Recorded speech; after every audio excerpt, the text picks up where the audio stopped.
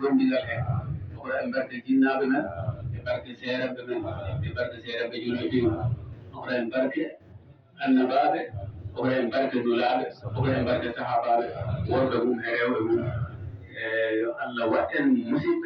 musiɗoɓe yurmoroɓe yurmodiroɓe teddodiroɓe teddinoɓe Allah danna e wonde wesidiroɓe Allah danna e wonde hoyɗiniroɓe Allah okoɗen ko waɗa barke ko rewrede Allah eko jokkirte enɗam eko humtirte haaɗi Allah ɗum anndi mboɗante en hawna ɓurde men nde koye rew jamma jam ko ɗum ɓurata wona Allah ɗan kono mboɗan en noon ko pewɗen nde yolde ko itta ɗo ko ɗum huɗinen sippiro leydi ɗinen no Allah denen e leydi ndi Allah hawrin halifaɓe leydi ndi ɓe hawrina ɓerɗe maɓɓe ɗe hawrina hakkillaji maɓɓe ɗi hawrina miñoji maɓɓe ɗi hawrina yiɗe maɓɓe ɗe Allah walla ɓe walloɓe ɓe tawa ko haa ɓe ɗeɓnoɓe ballireɓe ɓe foti wonde ɓe dana walloɓe ɓe no ɓe peccira eno ɓe peccodira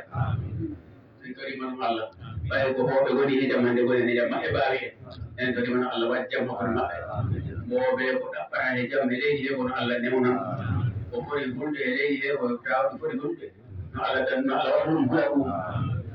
enen wawaɓe ɓe Allah oko en wawde munde wawde wallodirde eɓen no jurmiri en eɓen no mbaɗen ko poten wadde ɓay enen ko ma tan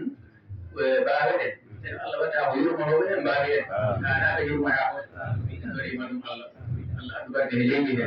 Allah adda barke he leyɗele he Allah waɗan en poolgu danda en poole ko en kawral e hawridinede koko en barke men jinnaɓe e barke seereɓe e barke almudaɓe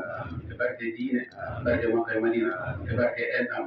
ya en ɓooyi hawrude tawa kono ɗum ni hawrante en ya en ɓooyi hawrande ko wayi ni Allah humtira ɗum haajuji men ni ɗumɓirana en ɗum kataaki Allah hoynina kataaki weerna ɗaɓɓere nde weerna almudaɓe mum weerna diine nde weerna jande nde jarnana jannginoɓe jarnana jangginanaɓe jarnana janguɓe barke nulaɗo Allah barke ceerno men e barke seeɗe mbi julɓe